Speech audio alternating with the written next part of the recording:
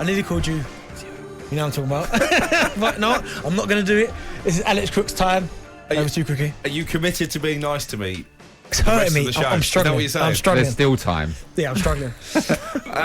Should we start with Chelsea? Thomas Tuchel very unhappy with their performance overnight against Arsenal. I think he questioned the motivation of some of his players, but also pointed to the lack of new faces. Obviously, just Raheem Sterling and Kalidou Koulibaly. Not bad to them. Through the entrance door at the moment, but they need more, don't they? Particularly defensively. We know they're still in talks with PSG. What happened to Ake? For Kimpembe, Nathan Ake. They couldn't agree a deal in the end with Manchester City, and he stays. It looked like Jules Koundé, a player who's been on Chelsea's radar even before Todd Boehly took control of the football club, was on his way to Stamford Bridge. They offered £55 million to Sevilla over the weekend, end of last week. 47 million was their initial offer that was turned down. Sevilla looked happy with 55, but the longer it dragged on, despite the fact that personal terms have been in place for over a year now, you always feared that Barcelona, who also are admirers of Koundé, could come in and try and hijack another Chelsea transfer, as they did, of course, with Rafinha. And is history about to repeat itself? Because that deal is still not done. There's a 5-year contract on the table for Koundé. Barcelona readying their opening offer, which I'm Where are they getting all the dough from? Well, I'm told it won't be as much as what Chelsea are offering, certainly not up front anyway. But he did take that decision, didn't he, last week, Koundé, to go on tour with Sevilla, despite the fact there was some interest from Stamford Bridge. Does that give you the impression,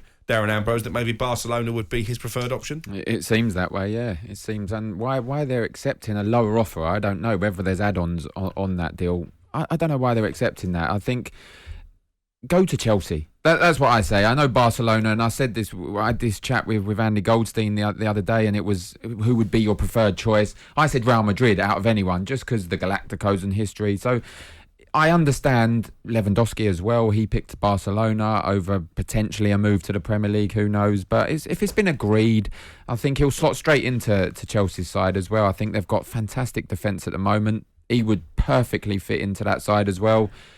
It's unfortunate, and if you're at Chelsea now, similar to when with Manchester United and Frenkie de Jong, it's been going on a little while. Just get that over the line. If you can't, then move on. Do you know what? I think they still need one, Chelsea. I think they've got Thiago Silva, has been brilliant, but he's not getting any younger.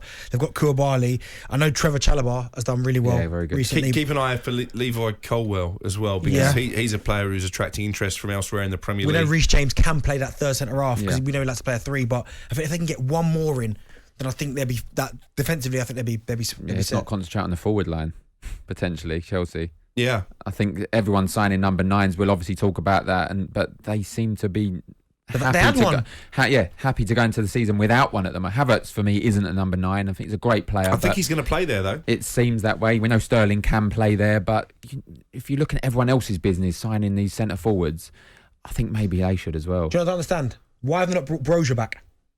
Perfect centre forward, number 9. Well, no, he's there. But it looks like they're going to let him go. Yeah. He's going to leave. I don't know. There's a bid in from West Ham, but Chelsea, if they do let him go, only really want to loan him. I think his camp are pushing for a permanent move, and I think he feels that, as you've just said, that with no Lukaku, obviously, give him a go. I think he did well to a point at Southampton last season. His form did tail away in the second half of the campaign, but he thinks, and he's a confident young man, he thinks he should be their number 9. If they create chances for him, he'll score goals. He showed that at Southampton. Yeah, at the moment, I think he should be their number 9. Give him a run, give him a chance. I'd play him ahead at number 9. I'd play him ahead of Havertz. There we go. Leicester, we spoke about them earlier, and actually Joe has tweeted us saying, interestingly, I've heard absolutely nothing this window about Leicester City. Do we see them struggling if they don't bring any reinforcements in? I think they might. I know that Darren Ambrose disagrees with that. Kasper Schmeichel, I ran this story actually in one of the first transfer notebooks that I wrote for the talkSPORT website. You can find them on there every Thursday or Friday. So he's in the last year of his contract. I think he signalled that he would like to maybe try a fresh challenge. He returned late for pre-season as well, later than the rest of the international players. Sources in France suggesting that Nice are interested in signing Kasper Schmeichel. How big a loss would that be for Leicester? Yeah, you talk about one of the guys that was there when they obviously won the Premier League season, a lot of experience, has been a great servant to them, and it's somebody that they're going to need replacing. Now, there have been Leicester fans out there who I've spoke to, certainly, that have maybe, I said his form's not been great the last couple of seasons. He's not been as good as he once was, but I think it'd be a massive loss, because Leicester at the minute, you can't keep seeing players go out the door. You've got to start bringing players in at some stage. If they've got no money, I understand that. But losing players like Kasper, this is like, when I look at Leicester's team, he's like part of the spine. Kasper, you go, before obviously Morgan retired, you'd have the likes of Johnny Evans there, Fofana if he's fit, then you've got like Maddison, Vardy up top. If you let Kasper go, that takes a little bit of replacing, that does. Yeah, I think that would be a big loss. I think he is a goalkeeper that's used to the Premier League, used to Leicester, would potentially go down as a Leicester legend.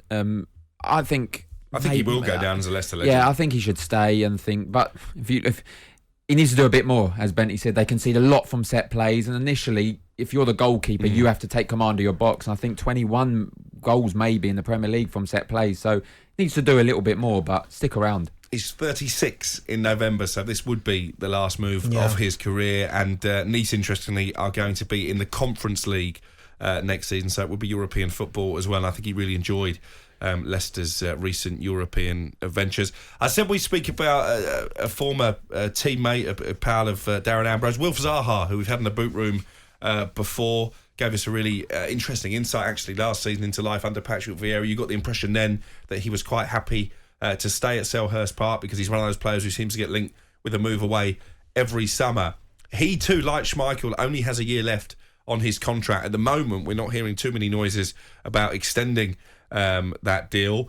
So do Palace potentially need to consider cashing in? He's been linked with Roma. I said to you before we come in there, I couldn't see him as a Mourinho player, Darren Ambrose. You disagree with that. And I wondered about Villarreal as well, because Unai Emery was keen to sign Wilf Zaha at Arsenal. And obviously there's been talk that Danjuma could be on his way. So maybe there might be more than one European club looking at Wilf Zaha. They've got to make a decision, haven't they, Palace? They can't afford to lose him on a free transfer next year. No, they certainly can't. And look, we talk about legends at football clubs. He is a Crystal Palace legend, no matter what happens from now until the end of the transfer window. But yeah, the Crystal Palace need to either sort it and get him signed up to a new contract, or he walks away for free next season, or they cash in. I think 30.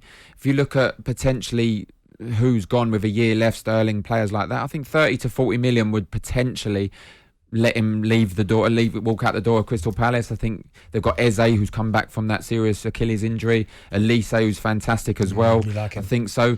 But Wilfred's come back and he's having a fantastic pre-season. He scored a brilliant goal. Yes, he scored a few goals this pre-season. He's absolutely idolised at the football club. So his future's down to him, I believe. I think there will be a contract on the table for him, absolutely. I don't know when, but it's down to him. If he wants to, I think he's 29, so if he wants to go and challenge himself somewhere else, he'll still be a legend in Palace's eyes. Would you take him at Arsenal? Do you know what? I probably would now, because he knows the Premier League. He's a good player. I don't care what anyone says. People talk about his attitude or his perceived attitude problem that he's got. And he's improving. He's one of them players, 1v1. He can cause problems. He doesn't necessarily maybe have to stick to a system, but you give him the ball, he can cause problems. He can score goals. I think his finishing and his decision making's got better every single season. So yeah, I think I probably would, but it'd have to be the right price. Would you take him at United? No, I don't think so. Why? I don't see where he fits in at United. If you look at that front three as it will be, I'm a big fan of Marcus Rashford. I know he lost his way last season, but already in pre-season there's been signs that he can get back to top form. I think Sancho will be better. You still got Ronaldo there at the moment. I think they like Anthony. Well, I know they like Anthony at Ajax. So would he get in ahead of any of those on top form? Oh, for sure. I think he's better than all of those players. Go on, Daz. All of those players. Really? Yeah, I'd have him in front of all of those players. Look, he won't. Ronaldo. Instead of look, you said you get rid of Ronaldo. Ronaldo. No, look, Ronaldo's the number 9. But if you're playing wide, man, if Martial's going to go on the wing, or Rashford, or Sancho, even Anthony, I don't know too much about Anthony. He's supposed to be a real great, superstar. But I would have.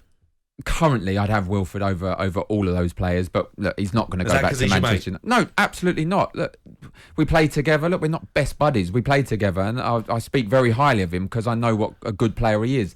People talk about his attitude on the pitch. He is and this is why I said Jose Mourinho would be able to because he's a very professional football player. He works extremely hard on his game. So yeah, I would have him ahead of all of those. Look, people probably disagree with me, but that's just my opinion. I just don't think he'll end up at Manchester United because of the history with those two. Is he a better mate for you than Ed Sheeran? No, who are you closer Ed's to? Much bigger mate there. By the way, we've been doing this for 2 years. Benty's last show. Have you got Ed Sheeran coming on tonight? Sing us out? You've been promising him for 2 years. Potentially. It's literally the only reason you're still here. Watch this space. All right, that was Crookie's roundup centre.